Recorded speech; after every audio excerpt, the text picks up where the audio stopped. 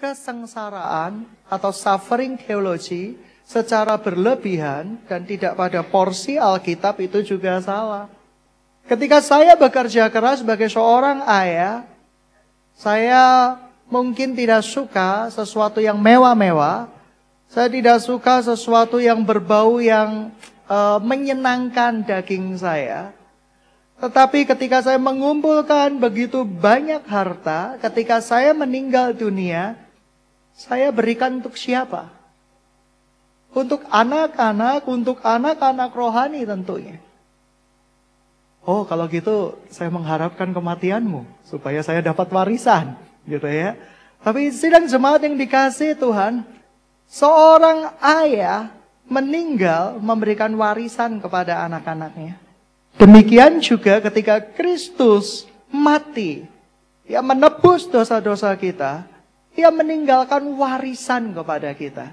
Bahwa kita yang percaya kepada Dia tidak lagi hidup di dalam dosa atau tidak lagi hidup di dalam kutuk, tapi berhak mendapat perjanjian berkat-berkat dari Tuhan.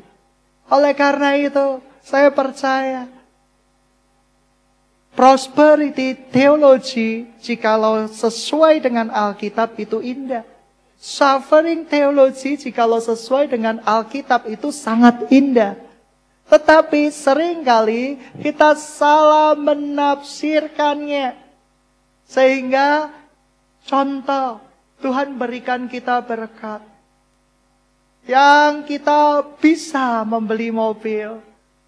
Lalu karena kita mendengar khotbah bahwa Yesus menderita, kita tidak mau naik mobil. Kita ekstrim naik sepeda ontel. Menderita bersama Kristus.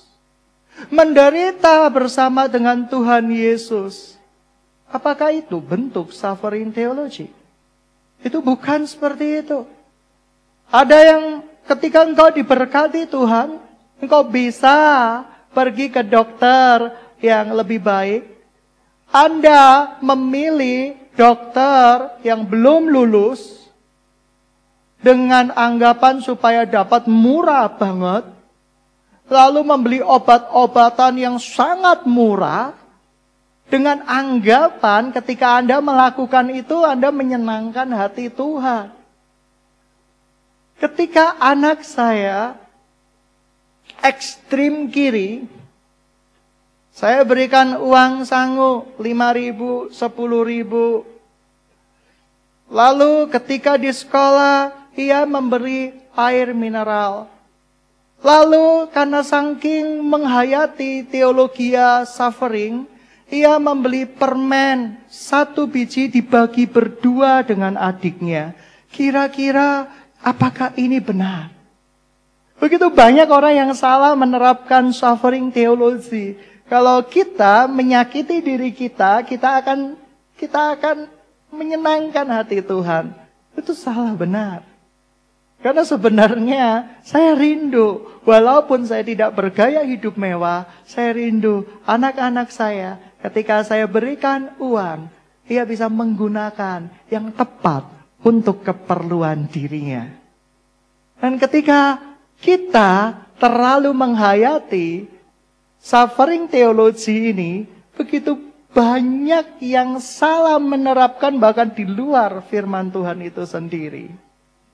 Yang menerapkan seperti ini. Contoh ya. Kita pergi ke pesta. Ketika kita pergi ke pesta pernikahan, semua pakai gaun. Karena kita punya dana nih untuk beli gaun. Tetapi kita pakai batik, itu pun 20 tahun yang lalu. Suffering, menderita. Kira-kira tepat nggak penggunaan suffering theology di hal-hal seperti ini? Nggak tepat. Tetapi prosperity theology yang mengatakan Anda mewah, Anda makmur, Anda sejahtera, Tuhan kepingin Anda menikmati segala-galanya, itu juga kalau diterapkan secara tidak alkitabiah itu berbahaya sekali. Anda punya kartu kredit, Anda bisa gesek, melebihi ukuran kemampuan dan padanan Anda. Sehingga Anda menikmati hidup dari utang piutang. Anda menikmati berkat-berkat yang secara tidak pada porsinya. Kita tidak mencukupkan kebutuhan kita, tetapi kita memuaskan daging kita. Itu juga salah. Oleh karena itu, teologi yang paling benar adalah teologi yang berimbang. Sebab teologi yang tidak berimbang, kita bisa ekstrim kiri dan kita bisa ekstrim kanan. Sidang jemaat yang dikasihi Tuhan, semua orang pernah memiliki mimpi. Dan ketika mimpi itu tidak ada lagi rasanya aneh, rasanya gelap, rasanya tidak ada target. Saya sering kali punya mimpi yang besar. Saya punya nama baptis Daniel. Dan ada nama baptis satunya yang saya nggak pernah pakai karena kelihatannya tua. Sidang jemaat yang dikasihi Tuhan, ketika saya tidak lagi bermimpi, maka saya tidak memiliki gairah di dalam kehidupan saya. Ketika mimpi itu tidak ada lagi, saya hanya menjalani kehidupan saya sambil menunggu kedatangan Kristus Yesus. Dan betapa bodohnya kita. Ketika kita di muka bumi ini, Tuhan memberikan kita mimpi. Menjadi yang terbaik. Menjadi yang seperti Bapa inginkan. Pernahkah Anda tahu ketika Yusuf bermimpi di Kejadian? Ia bermimpi berkas-berkasnya. Itu tegak berdiri. Sementara berkas-berkas saudara-saudaranya merunduk dan menyembah dia. Saudara-saudaranya marah luar biasa. Tidak kurang itu. Ia adalah seorang pemuda yang tulus dan polos. Ia bermimpi yang kedua. Mimpinya lebih sangar lagi. Bulan, bintang. 11 bintang yang melambangkan ke-11 saudaranya. Bulan dan matahari yang melambangkan ibu dan bapaknya. Itu tunduk kepada dia. Ayahnya sampai emosi. Apa-apaan? Kamu pikir ayahmu akan menyembah kamu seperti ibumu juga menyembah kamu? Ngawur kamu, lancang kamu. Sidang jemaat yang dikasihi Tuhan, ketika kita mempunyai mimpi yang benar di hadapan Tuhan, hambatan itu mulai muncul tuh justru dari saudara-saudara kita, suami kita, istri kita. Hambatan muncul justru dari anak-anak kita. Sidang jemaat yang dikasihi Tuhan, ketika kita betul-betul sudah mengganti mimpi kita, ya, kita mengalami yang namanya kenosis, atau dalam bahasa Yunani, yang artinya pengosongan diri, di mana Allah Bapa mengambil alih semuanya dan memberikan mimpinya di dalam hidup kita. Saya rindu kita semua mengalami kenosisnya Tuhan. Amin. Amin. Teman-teman, mimpi pribadi tidak akan membuat manfaat apapun. Betapa sedihnya saya, betapa sedihnya kita ketika kita memiliki anak-anak rohani mengejar mimpi pribadi, mengejar ambisi pribadi. Dan segala cerita cintanya bersama Tuhan itu menyingkir seiring dengan waktu. Yang ada hanyalah kedagingan dengan kedagingan. Tetapi lebih mengerikan lagi, ketika kita memiliki anak-anak rohani, bahkan tidak memiliki mimpi, ambisi, apapun di dalam hidup ini, selain menanti kedatangan Tuhan. Lalu buat apa kita hidup? Misi kita hidup di bumi ini apa? Melewatkan hari untuk menanti kedatangan Tuhan. Hari-hari ini iklim ekstrim mulai terjadi. Tadi pagi Keisha cerita pada saya, di Dieng itu di mana? Oh, itu di Jawa Tengah. Itu ada salju. Kenapa? Kamu pergi ke sana itu murah, ya. Murah karena iklimnya sangat lebih dingin. Surabaya lebih dingin. Jadi Surabaya kalau malam hari 23 derajat Celcius itu setara AC. Lumayan, tidak terlalu panas lagi. Karena perubahan iklim yang ekstrim. Sidang jemaat yang dikasihi Tuhan, Saya bilang sama dia, ayo pumpung liburan 1 minggu lagi. Mau nggak pergi ke sana? Nah, kalau anak sudah diam tidak mengatakan apa-apa itu menyebalkan. Ya kan? Menyebalkan sekali. Contoh nih, Tuhan Yesus. Tuhan Yesus datang di dalam hidupmu. Apa yang kamu rindukan di muka bumi ini? Kamu diam. Kamu gak berkata apa-apa. Lalu, saya rasa itu menyedihkan sekali. Saya selalu berkata, nyatakan keinginanmu.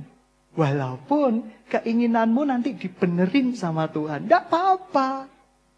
Saya sering kali menyatakan keinginan saya sama Tuhan. Tuhan, saya rindu Tuhan. Saya rindu memiliki sebuah pelayanan Tuhan yang benar-benar bisa mempermuliakan nama-Mu. Dan saya rindu Tuhan, anak-anak rohani saya ini menjadi raksasa-raksasa pahlawan-pahlawan iman. Saya utarakan, dikabulkan enggak urusan belakangan. Pernah enggak Anda mengutarakan mimpimu di hadapan Tuhan? Tuhan, saya mau bermimpi. Saya orangnya tidak bisa status quo. Saya pingin yang pasti-pasti. PHP itu tidak menyenangkan. PHP itu merusak dari dalam. Kita suka yang pasti-pasti, amin? Amin. Oleh karena itu, ketika di dalam Kristus Yesus, saya mendapat kepastian keselamatan. Saya juga mendapat kepastian bahwa mimpi saya yang saya kosongkan untuk diisi mimpinya Kristus di dalam hidup saya, pasti akan mendatangkan perkara yang hebat dan perkara yang luar biasa.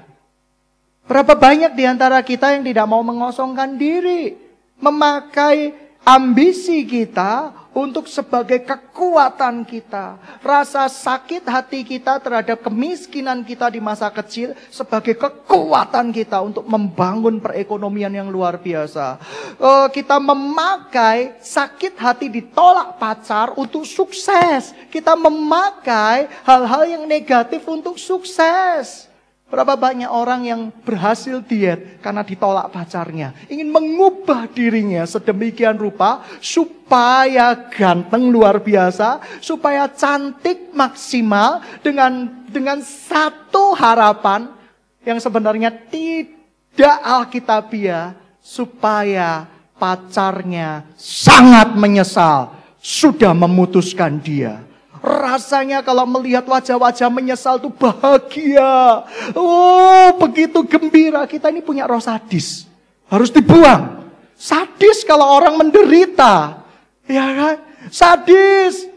Oleh karena itu, banyak diet yang berhasil karena apa alasannya? Pengen balas dendam. Syukurin lu mutusin gua. Gitu ya. Tapi puji Tuhan. Puji Tuhan. Sebab ketika lu gak diputusin, lu gak rawat diri kamu. Gitu ya, seperti itu. Banyak orang yang seperti itu. Setelah disakiti dagingnya, disakiti tubuhnya, ia bisa meledak luar biasa. Dulu saya rindu kaya karena ingin membuktikan kepada orang-orang yang menyakiti keluarga saya bisa sukses. Tapi itu menyedihkan di hadapan Tuhan. Kita tidak memiliki kasih di hadapan Tuhan. Yang ada adalah sakit hati yang dipertontonkan. Lalu apa upahnya ketika kita diberkati? Apa upahnya ketika kita diberikan keuangan yang lebih? Membanggakan diri di hadapan saudara-saudara kita. Itu bukan kenosis. Itu ambisi. Itu roh yang bukan berasal dari roh Kristus. Tetapi ketika engkau mengizinkan mimpimu diambil alih oleh Tuhan, maka saya percaya Tuhan akan memaksakan mimpinya di dalam hidupmu. Dan Tuhan akan memaksimalkan hidup kita. Berapa banyak setelah lulus kuliah, bahkan yang sudah lulus terlalu lama, tidak punya mimpi lagi. Kemana saja siap sedia, Tuhan pimpinanmu tidak pernah bersalah, itu benar lagunya. Tapi kalau kita menghayati secara tidak alkitabiah, Suka-suka Tuhan. Tidak ada konsep, tidak ada mimpi, bahkan tidak ada masa depan. Ketika Anda melayani di gereja ini, pernah nggak Anda bermimpi sesuatu yang besar buat gereja ini? Anda seorang apoteker, pernah nggak Anda bermimpi buat gereja ini sesuai dengan apa yang Tuhan sudah berikan di dalam hidupmu? One day, saya akan membuat apotek terbesar di seluruh Indonesia. Apotek murah meriah yang bisa dinikmati banyak orang. Kalau perlu gratis, gak usah bayar. Bangkrut. Itu mimpi. Pernah nggak berikan mimpi itu kepada Tuhan? Atau Anda datang ke rumah Tuhan, suka-suka Tuhan, pakai pakaian wes Tuhan. Aku tidak ada mimpi wes Tuhan. Mimpimu wes pakai pakaian Tuhan. Kamu tidak ada konsep, kamu tidak ada kerinduan yang disampaikan di hadapan Tuhan. Sidang jemaat yang dikasihi Tuhan, saya percaya Tuhan memberikan mimpi yang besar di dalam hidup kita untuk Dia pakai sesuai dengan kerinduannya. Temukan mimpi Tuhan di dalam hidupmu. Ketika kita bisa menemukan mimpi Tuhan di dalam hidupmu, Tuhan akan maksimalkan hidup kamu. Ketika Anda lulus dari psikologi, Anda ingin melayani di gereja Tuhan, apa mimpimu? Aku akan bangun. Aku akan bangun bersama-sama dengan gereja ini. Satu pendidikan yang paling besar di Indonesia. Di mana bisa memberikan dampak yang luar biasa. Itu mimpi. Siapa yang merebut mimpi-mimpimu? Saudara-saudaramu? Ayah ibumu? Siapa yang merebut mimpi-mimpimu? Ketakutanmu sendiri? Engkau adalah ciptaan Tuhan yang maha tinggi. Engkau dilahirkan dengan satu tujuan, dengan satu alasan. Dan begitu banyak jiwa-jiwa yang letih, tersesat, terluka, dan beban berat. Sehingga ketika mereka menjalani hidupnya bahkan tanpa gairah sama sekali. Bahkan tanpa passion sama sekali. Itu salah. Sidang jemaat yang dikasihi Tuhan. Saya percaya Tuhan memberikan mimpi di dalam hidup kita untuk kita lakukan. Dan ketika kita tahu mimpi Tuhan itu, dan walaupun kita belum tahu mimpi Tuhan itu, kita menjalani apa yang kita anggap sebagai mimpi Tuhan itu. Saya percaya itu akan memberikan kekuatan kepada kita. Sebab apa yang kita anggap sebagai mimpi Tuhan itu, selama kita berserah kepada Tuhan, Tuhan yang akan terus murnikan dan kuduskan. Amin. Amin. Anda lulus dari kampus. Apa yang kamu berikan untuk Tuhan itu apa? Ini aku Tuhan. Aku tak layani di gereja Tuhan. Oke. Bagus. Ini aku Tuhan. Aku tak layani di marketplace. Bagus. Tapi apa mimpimu?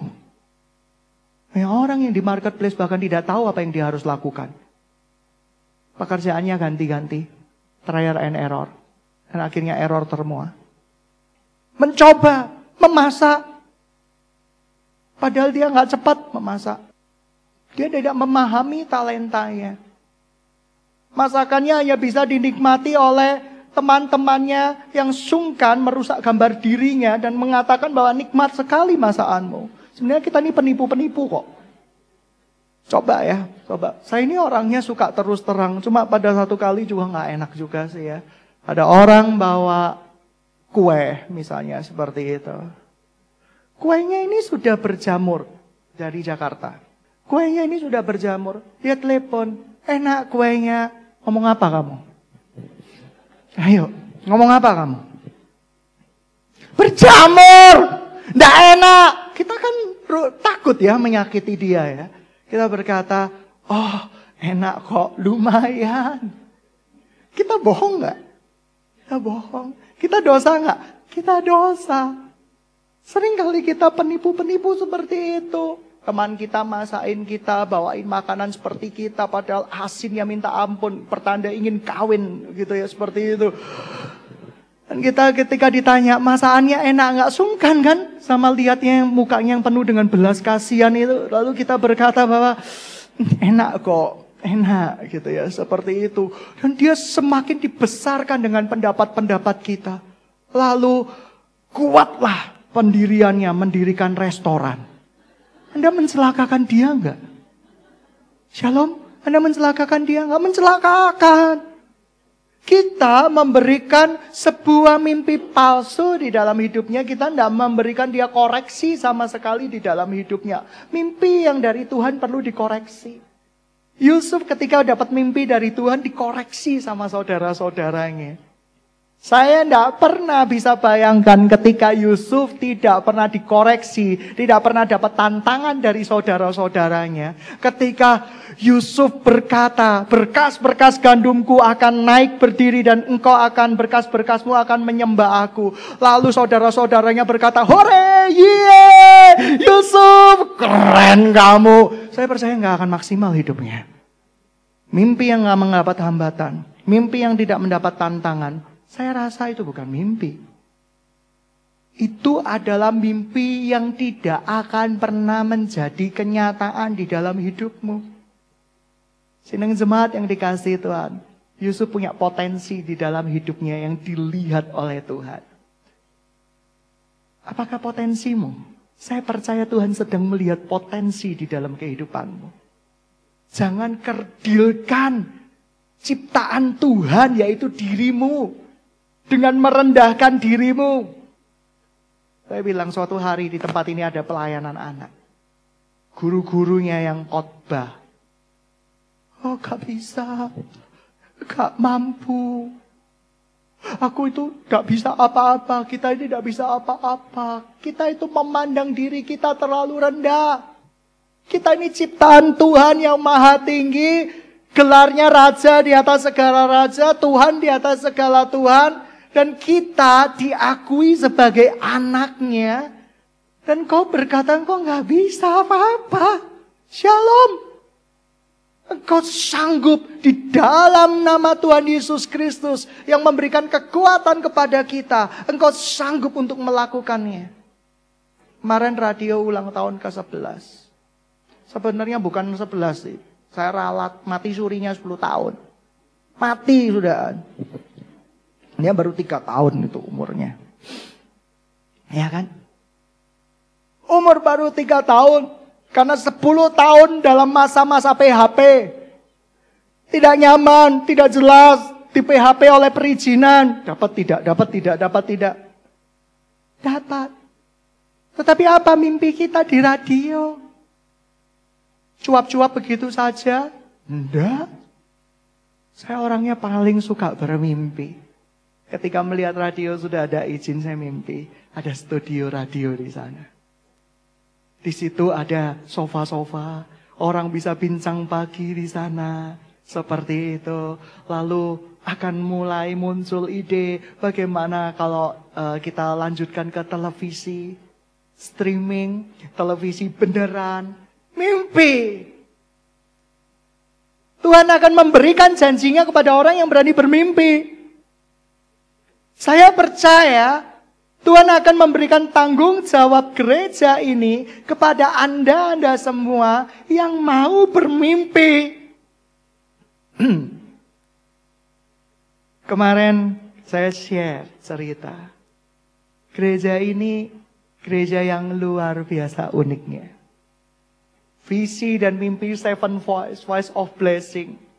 Dari dahulu Tuhan sudah memberikan sebuah mimpi kepada saya dan kepada pendiri-pendiri gereja ini.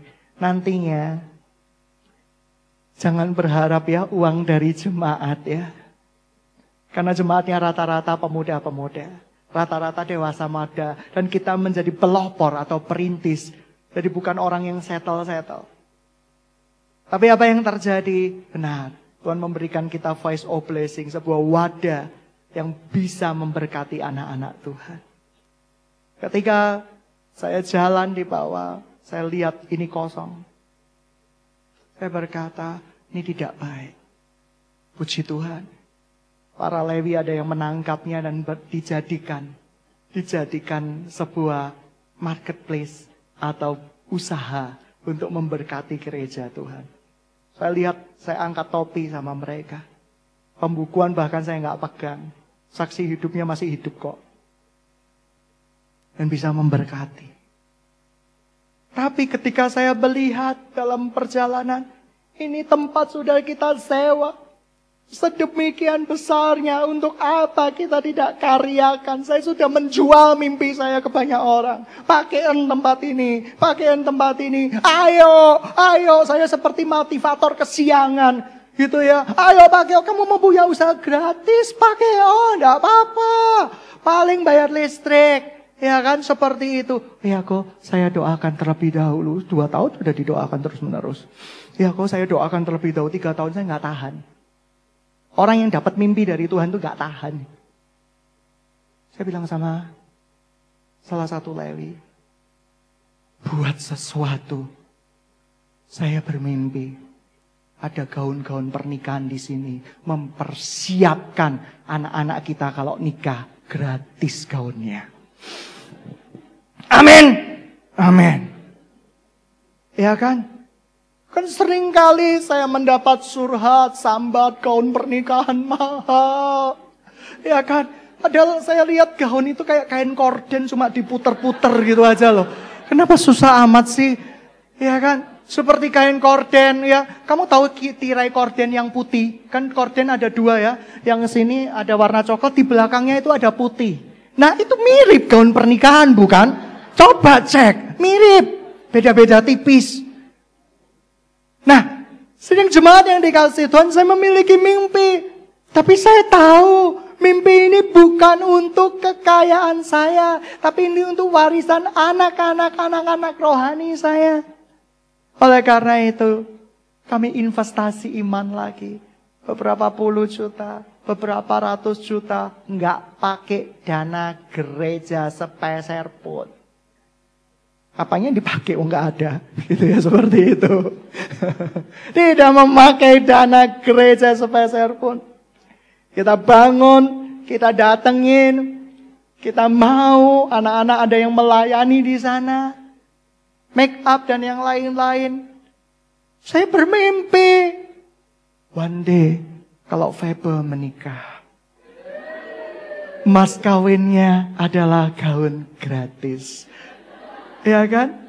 Make up-nya ya belum gratis lah gitu ya. Make up-nya mbak bedak sendiri, bawa itu sendiri ya. Betapa indahnya. Saya rindu misalnya calonnya siapa. Calonnya misalnya Hani lah, Hani gitu ya. Calonnya Hani gitu ya kan, face-nya punya kesamaan gitu ya. Itu pakai jas. Nggak usah pinjam, nggak usah sewa, tinggal diberikan pada dia. Nih pakaian. Paket ekonomis kan? Paket ekonomi. Saya rindu suatu saat ketika ada anak-anak rohani yang bermimpi punya restoran terkenal, saya akan kerja sama dia. Janji ya, saya doakan restoranmu akan bertumbuh berkembang pesat. Tapi kalau Hani dan Febe menikah gratis, amin ya, janji ya, janji. Amin, amin. Janji adalah utang. Dan ketika itu bisa digenapi, betapa luar biasanya. Dan ketika restorannya berkembang dengan pesat, Hani dan Febe mau menikah. Saya berkata loh, Hani dan Febe mau menikah. Saya nggak berkata mereka berpasangan loh ya, seperti itu.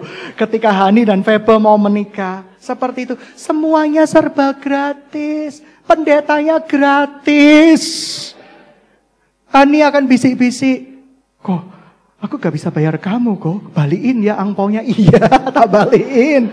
Gitu ya, ini cuma pura-pura untuk kebutuhan dokumentasi. Oke, gak apa-apa. Saya kembalikan untuk kepentingan dokumentasi. Gitu ya. Ya kan?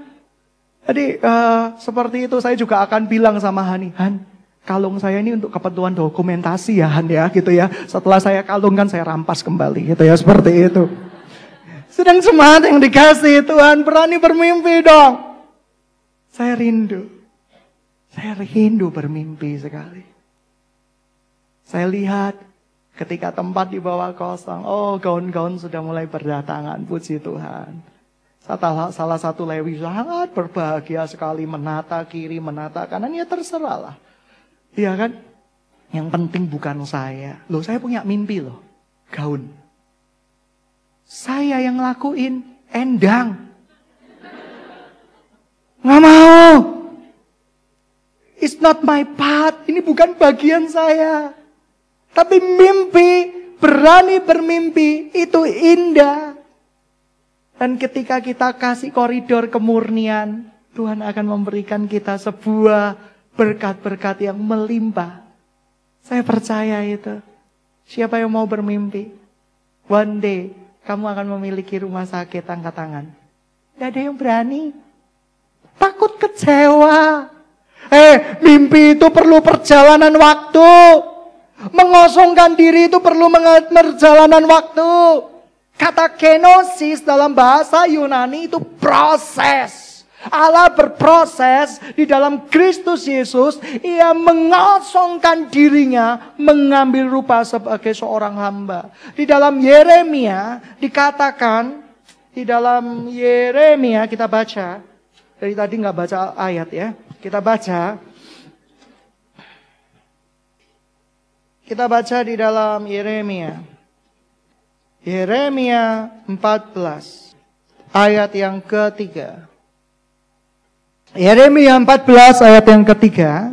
Pembesar-pembesar menyuruh pelayan-pelayannya mencari air. Mereka sampai ke sumur-sumur tetapi tidak menemukan air. Sehingga mereka pulang dengan kendi-kendi kosong. Mereka malu, mukanya menjadi merah. Sampai mereka menyelubungi kepala mereka. Kendi-kendi kosong. Itu kenosis dalam perjanjian lama. Maukah hidupmu menjadi kendi-kendi kosong? Ya Tuhan. Kamu mengupayakan dengan dirimu sendiri, kamu gak dapat apa-apa. Kamu gak akan bisa. Tapi ketika engkau mengizinkan kendi-kendimu diisi oleh air sorgawi, mimpi-mimpi Tuhan, Tuhan akan buat hidupmu maksimal. Tuhan akan buat hidupmu berbeda. Koridornya satu, tulus. Berapa banyak orang yang masih bergumul, aku belum diampuni dosaku. Berapa banyak orang yang masih bergumul, aku belum bertobat. Pertobatan itu proses. Siapa yang masih suka ngomong kasar? Angkat tangan. Satu. Saya ketika sama ibu saya, sebelum saya bertobat, saya ngomongnya kuasar. Nah, sesudah bertobat, lumayan. Berubah, tapi masih kasar. Tapi yang membedakan apa? Ketika saya belum bertobat, ketika saya ngomong kasar sama ibu saya, hati saya puas, lega, ingin balas dendam. Tapi ketika ibu saya sekarang berbicara kepada saya, memang wataknya saya seperti ini. Ketika tiba-tiba tanpa hujan, tanpa angin, diceramai mendadak, spirit defense itu keluar. Ma, ada apa? Kasar nggak? Kasar, saya nggak bisa. Ma, ada apa? Nggak bisa. Dasar wataknya memang seperti itu. Tapi apa yang membuat berbeda? Saya WA mama saya beberapa hari kemudian. Ma, sorry ya, ngomong saya kasar. Hehehe. Sesuatu yang gak pernah bisa saya lakukan sebelum saya bertobat. Tuhan mengubah hidup saya. Watak, ya watak. Oleh karena itu Anda berharap menikahi orang bisa merubah wataknya. Nggak bisa. Nggak bisa. Itu paling 1 bulan, 2 bulan, 3 bulan pernikahan. Mimpi kali ya, watak ya watak. Kamu coba bayangkan ya. Ayu punya watak yang ceria, yang pandai berkata-kata. Terus tiba-tiba dia jatuh cinta dengan seseorang, dia menjadi putri Solo. Shalom. Ada sukacita, iya kok. Saya rasa dia sudah sakit. Itu bukan Ayu. Ya kan? Itu adalah makhluk jadi-jadian pasti. Saya akan tengking, saya usir kembali seperti Ayu. Ya, Ketika menghadapi sesuatu ada hebohnya, itu ayo. Tuhan tidak menyalahkan karakter seperti itu. Tetapi jangan sampai karakter kita berbuat dosa. Kata menghormati ayah ibu bukan berarti, sekarang saya mau tanya, menghormati ayah ibu itu lebih baik mana? Ada satu anak, ketika dibilangi mamanya dan papanya, iya ma, iya pak, tapi tidak melakukannya. Anak yang kedua, iya, ngerti, tapi dilakukan. Sebenarnya yang benar-benar melakukan firman Tuhan itu anak pertama, anak kedua. Anak kedua. Sedang jemaat yang dikasihi Tuhan, kita suka bahasa yang lemah lembut. Kita suka menganggap bahwa tutur bahasa adalah sebagai sebuah bentuk perubahan. Itu proses. Gak bisa. Sudah genetiknya. Petrus dibuat selembut Yohanes, gak bisa. Petrus itu orangnya berangasan. Petrus itu orangnya itu seperti ketika ada sebuah kejadian, dia ingin cepat-cepat. Sudah dirubah Roh Kudus, berubah nggak? Berubah. Tetapi karakternya masih ada. Karakter itu bukan karakter yang negatif ya. Suara yang keras, ketegasannya. Ketika dia berkonflik dengan seseorang, ia melakukan sebuah ketegasan yang jelas. Karakternya masih ada. Tapi dia sudah berubah. Tahu nggak berubahnya apa? Dia menyadari kesalahannya. Sidang jemaat yang dikasihi Tuhan. Siapa yang pernah gagal di dalam pacaran, jatuh bangun, tidak usah angkat tangan, ngisin-ngisini. Tapi kamu nyesel nggak? Aku kemarin habis ciuman. Aku menyesal. Oh, ada Kristus di dalam diri kamu. Yang menjagai hati kamu sehingga hati nuranimu itu tidak tahan ketika kamu buat dosa. Beda dengan kamu yang dulu waktu SMP atau SMA. Asik kon ciuman, yes. Beda. Kamu jatuh, tetapi ada Kristus yang menopang kamu kembali. Menuntun kamu ke pertobatan yang sejati. Itulah tuntunan Tuhan yang gak pernah salah di dalam hidup kita. Oleh karena itu, siapa yang berkata, saya sudah bertobat, angkat tangan. Semua orang sedang dalam proses menuju pertobatan sejati. Amin? Amin. Proses berbalik dari jalan-jalannya yang salah. Berbalik dari hal-hal yang salah. Itu proses. Jemaat Tuhan, apa mimpimu? Saya rindu suatu saat gereja ini pada hari-hari tertentu memberikan makanan gratis kepada orang-orang yang membutuhkan. Saya rindu. Dahulu kemarin Evi bilang sama saya, "Cake nih sih ko ministri nih." Loh, ini kata-kata firman loh. Bukan kata-kata saya, ini kata-kata firman, bukan. Tapi apa yang saya rindukan itu akan menjadi kenyataan jikalau itu Tuhan yang mendukungnya. Saya ingat, saya rindu dulu ada Bread Giver Ministry, Guardian Angel Ministry. Saya rindu ada pelayanan anak. Kene jemaat aja yang punya anak, belum ada kisah para rasul. Ya kan? Oleh karena itu jemaat yang sudah menikah berproduksilah, bertambah banyaklah. Gitu ya, seperti itu. Penuhi bumi ini. Nah, teman-teman yang dikasihi Tuhan, sidang jemaat yang dikasihi Tuhan, saya percaya mimpi itu akan berbuah pada saatnya. Saya percaya Bread Giver, The Bridge, Guardian Angel Ministry, itu saya berikan mimpi-mimpi dari Tuhan. Dan ketika itu ditangkap oleh seseorang, saya percaya itu akan meledak dengan luar biasa. Akan menjadi berkat yang luar biasa. Kamu tahu slogannya Bread Giver Ministry? Apa? Semua orang suka roti. Tetapi nggak semua orang bisa menjadi pemberi roti. Kamu pikir Shalom gudang kostum bukan bread giver. Bread giver! Dia bisa memberikan roti kepada beberapa orang. itu akan menjadi kenyataan tanpa kita sadari. Tuhan sudah memberikan benih-benih penggenapannya. Anda yang bermimpi punya rumah sakit, angkat tangan, saya doa. Sungguhan saya doain.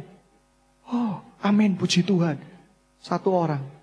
Siapa yang bermimpi punya klinik pengobatan untuk kanker, angkat tangan.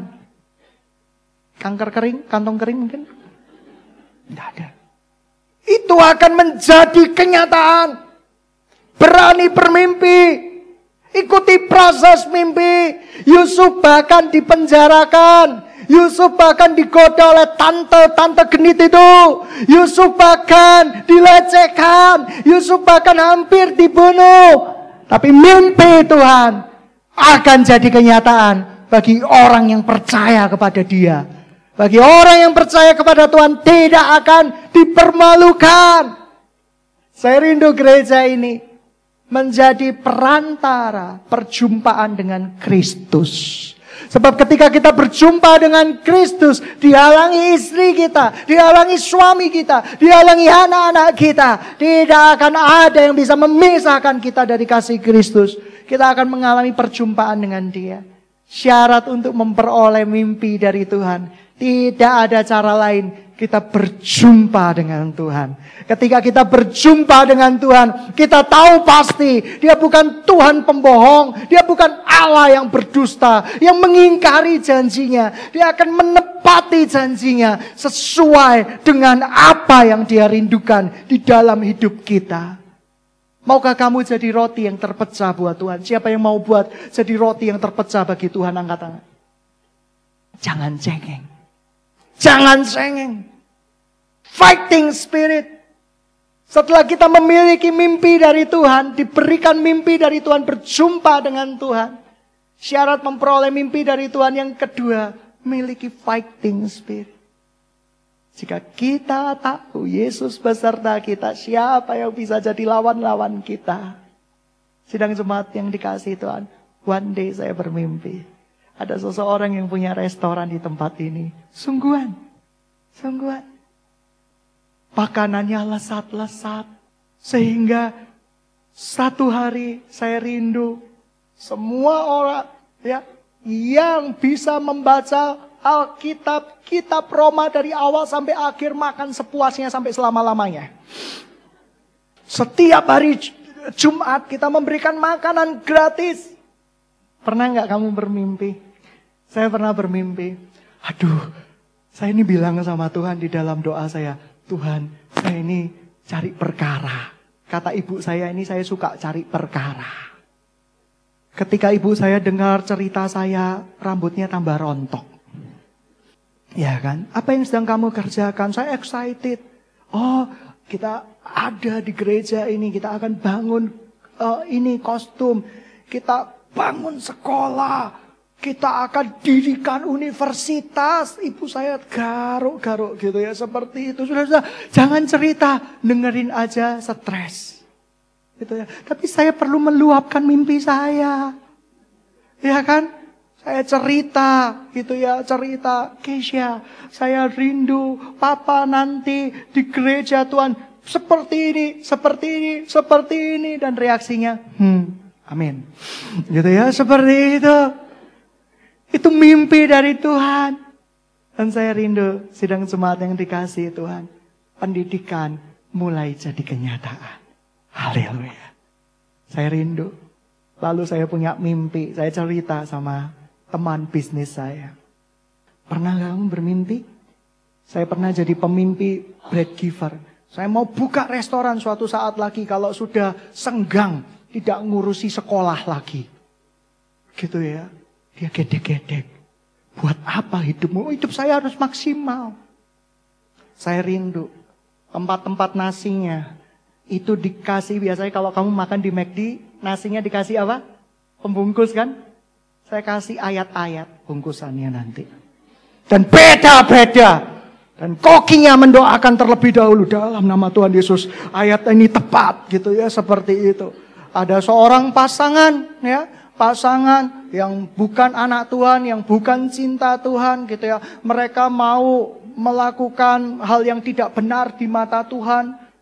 Lalu mereka buka ayat. Penjinah tidak akan masuk dalam kerajaan sorga. Bergetar hidupnya. Ya kan, bergetar hidupnya. Ia langsung meninggalkan restoran. Ya kan, koki dan pelayan bisa membungkusnya lagi, dijual lagi. Lalu straw, you know straw, sedotan. Gitu ya, seperti itu. Sedotan pun kita akan bungkus dengan ayat-ayat emas. Seperti itulah. Jagalah bibirmu dengan segala kewaspadaan gitu ya. Mereka akan waspada ketika sebelum meminumnya.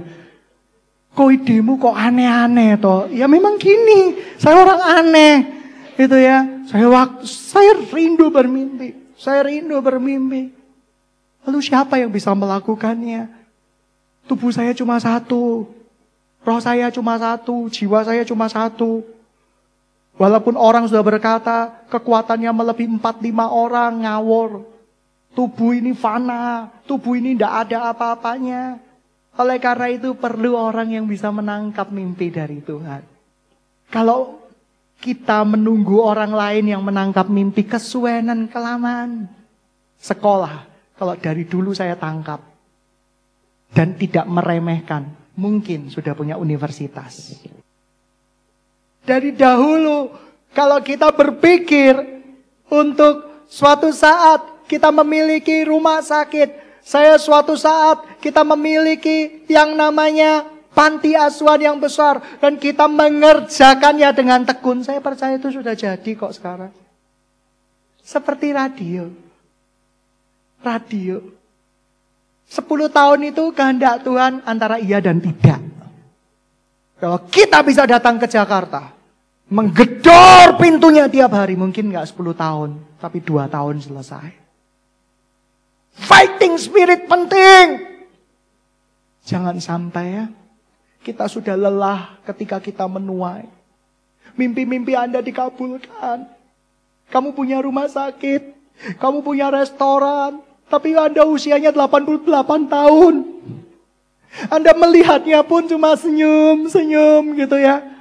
Buat apa? Kita menjadi lelah ketika kita sudah menuai. Sidang jemaat yang dikasihi Tuhan, bangkit sekarang. Kamu ciptaan Tuhan.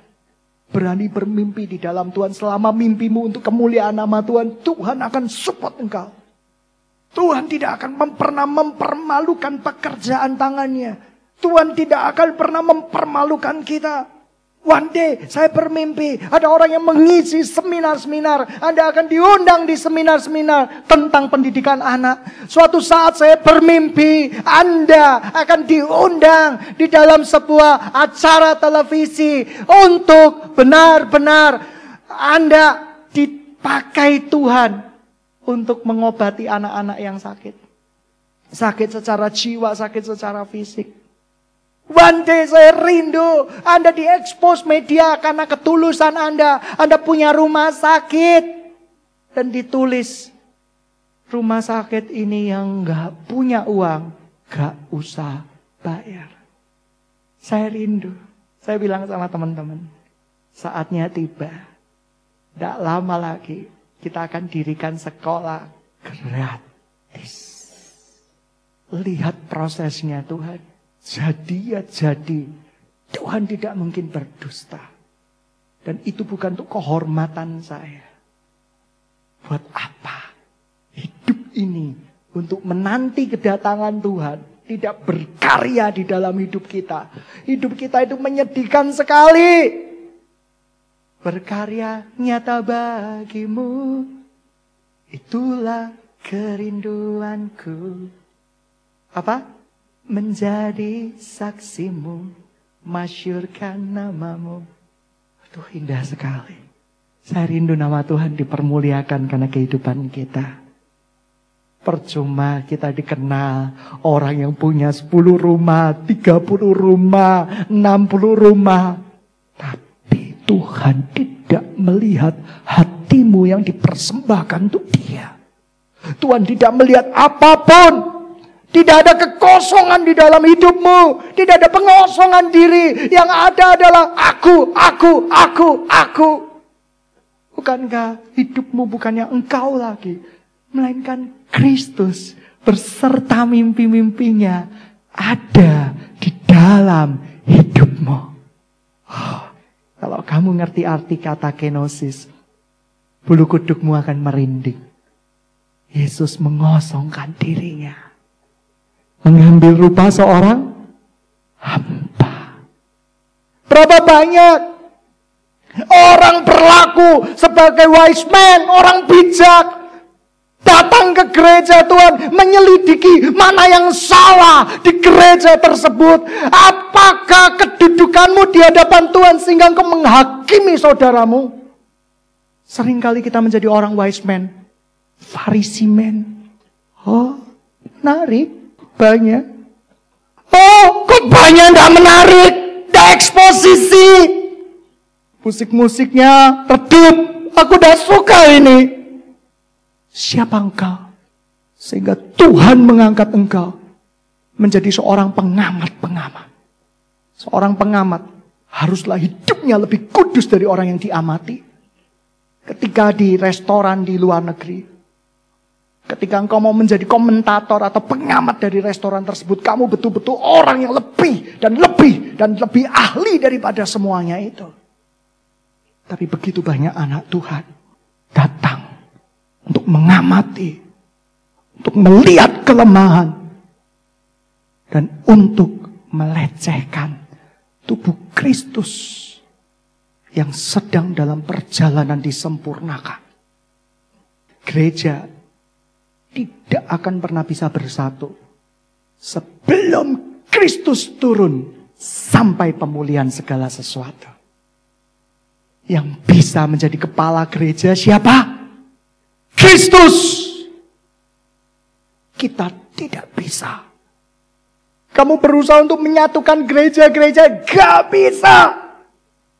Yang bisa adalah Kristus, kesatuan yang kudus dan am. Saya sering kali berkata, Bapak Pendeta percaya bahasa roh, saya percaya bahasa roh. Tapi saya tidak sepakat kalau berbicara bahasa roh dibatasi dengan kira bara pakara masyakara marakara. Mana Alkitab itu menulis kosakata harus seperti itu? Jelaskan pada saya perjanjian lama dan perjanjian baru, mana ada kata-kata seperti itu? Jikalau tidak ada, ketika ibumu menangis dengan air mata, terisak-isak rohnya berdoa kepada Tuhan, bukankah itu bahasa yang paling indah? Sedang jemaat yang dikasihi Tuhan, biarkan kita itu rendah hati di hadapan Tuhan. Sebab orang yang rendah hati tidak akan pernah dipermalukan oleh Tuhan. Dewasa muda, bapak-bapak, ibu-ibu, adik-adik, bangkit. Rata-rata di sini sudah puluhan tahun. Bangkit. Bangkit. Kita sebentar lagi ada cabang di Surabaya Barat. Saya berdoa di situ berbuah, berkembang, berdampak dalam nama Tuhan Yesus Kristus. Tidak usah takut terhadap orang yang berkata buruk tentang engkau. Selama Yesus menganggap engkau baik, itu cukup bagi Tuhan. Dan itu cukup bagi saya. Sebab dia harus makin bertambah dan kita harus makin berkurang. Yusuf sebelum mendapat mimpinya, menerima kegenapan mimpinya, ia menjadi seorang raja. Ia pun dipermalukan. Ia pun dipandang hina. Jangan khawatir. Kalau Yesus ada beserta kita, siapakah lawan kita? Saya percaya. Ketika saya percaya kepada Kristus, saya sudah dijamin keselamatan saya. Karena bukan karena perbuatan baik kita diselamatkan Tuhan, tapi karena kasih karunia, grace, anugerah. Tapi anugerah itu perlu perjalanan. Kamu pikir anugerah Tuhan itu saat kita terima Tuhan toh? Anugerah, oh enggak. Anugerah itu akan menyertai kita sepanjang hidup kita. Sampai kita menyelesaikan garis akhir kita dengan baik. Sebab kita gak akan mampu bisa berbuat baik yang berkenan di hadapan Tuhan. Saya selalu berkata, free will yang bekerja sama dengan predestinasinya Tuhan. Karena predestinasinya Tuhan, mengambil free will manusia. Sidang jemaat yang dikasihi Tuhan, saya rindu di tempat ini ada yang memiliki mimpi Tuhan. Ayo, siapa yang pernah memiliki mimpi di dalam Tuhan, angkat tangan, jujur. Siapa yang sudah tercabut mimpinya, tidak jelas, angkat tangan, jujur. Hari ini Tuhan akan pulihkan. Tuhan akan berikan pemulihan. Center, nama kita itu Christ Mercy Center. Kita ini gereja yang gak ada apa-apanya, gak sebanding lah. Seringkali kita berkata, gereja sedengan, gak banyak. Gak apa-apa, puji Tuhan. Gereja kecil, gak apa-apa. Emangnya kita mendirikan gereja untuk dikatakan bahwa hamba Tuhannya diurapi, hamba Tuhannya keren, hamba Tuhannya sempurna? Enggak. Kita mendirikan gereja di atas batu karang karena Yesus yang menyuruh. Dan Yesus yang akan menyelesaikan bagi kita. Amin. Kenapa gereja ini berhati-hati dengan penglihatan-penglihatan? Karena penglihatan-penglihatan harus sesuai dengan firman Tuhan. Saya pernah di dalam kondisi mati suri. Saya pernah di dalam sebuah kondisi. Tetapi saya tidak pernah mau menceritakan kondisi saya sebagai kebenaran yang menggantikan firman Tuhan. Yang berikutnya. Kemarin ada yang tanya sama saya. Kenapa Bapak tidak percaya neraka? Oh, saya percaya dengan neraka. Itu tempatnya orang yang tidak percaya dan iblis. Dan di situ akan disiapkan Tuhan untuk selama-lamanya. Tapi saya nggak percaya dengan orang-orang yang berjalan-jalan ke neraka. Dan iblis menusuk-nusuk manusia di neraka. Kenapa? Baca kitab Wahyu. Iblis pun gemetar dengerin neraka. Iblis pun takut masuk neraka.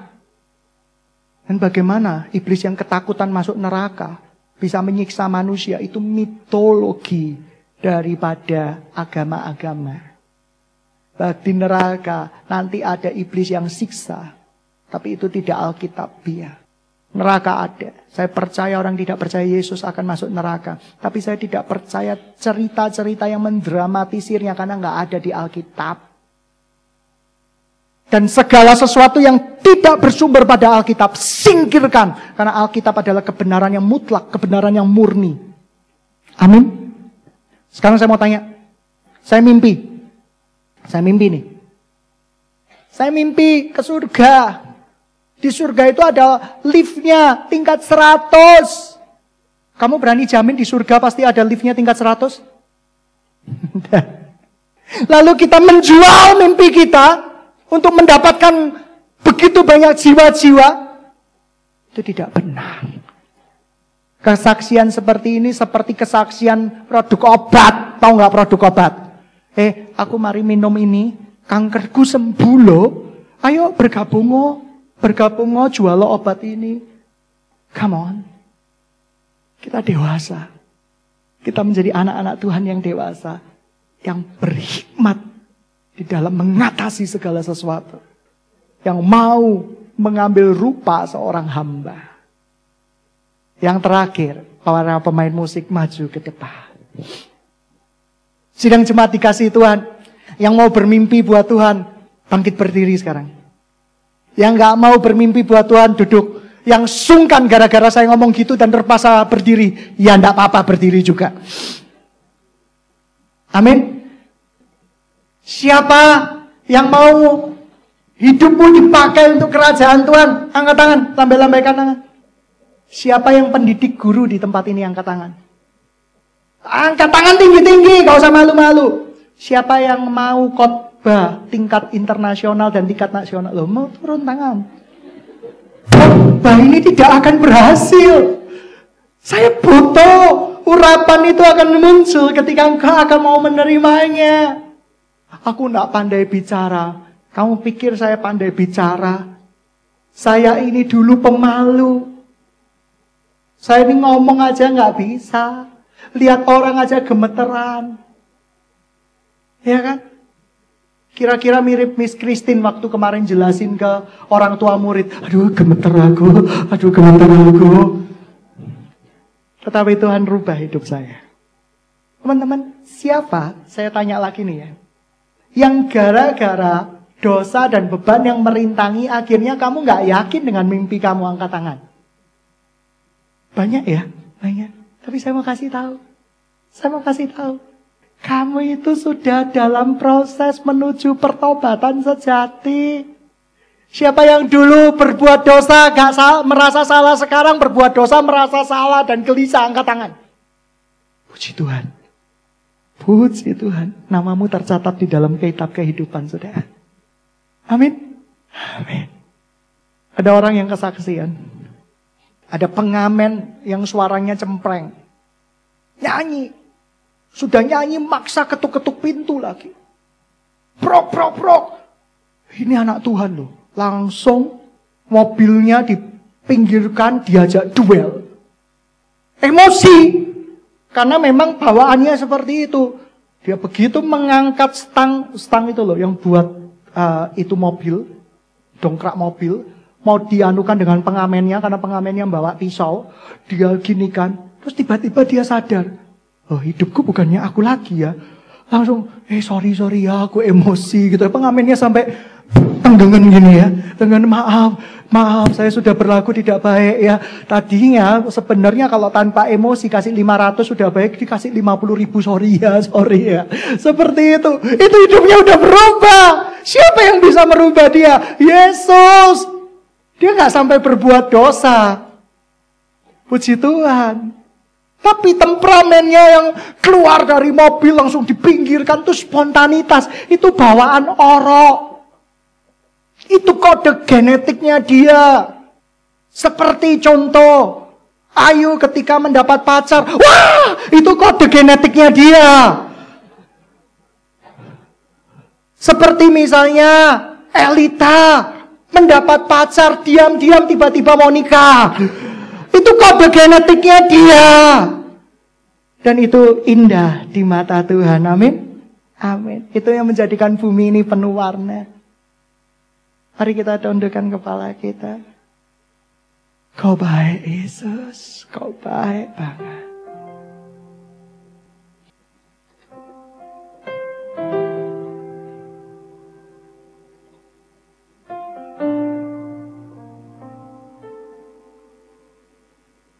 Kami Tuhan, Kau baik Tuhan. Kau baik Tuhan. Kita ambil sikap doa terlebih dahulu. Kami rindu Tuhan, kemuliaan-Mu dinyatakan buat kami semua. Mimpi-Mu diberikan kepada mimpi kami semua Tuhan. Ini anak-anak-Mu Tuhan, karya-Mu Tuhan, karya-Mu Tuhan, karya-Mu Tuhan, karya-Mu Tuhan, karya-Mu Tuhan, karya-Mu Tuhan, karya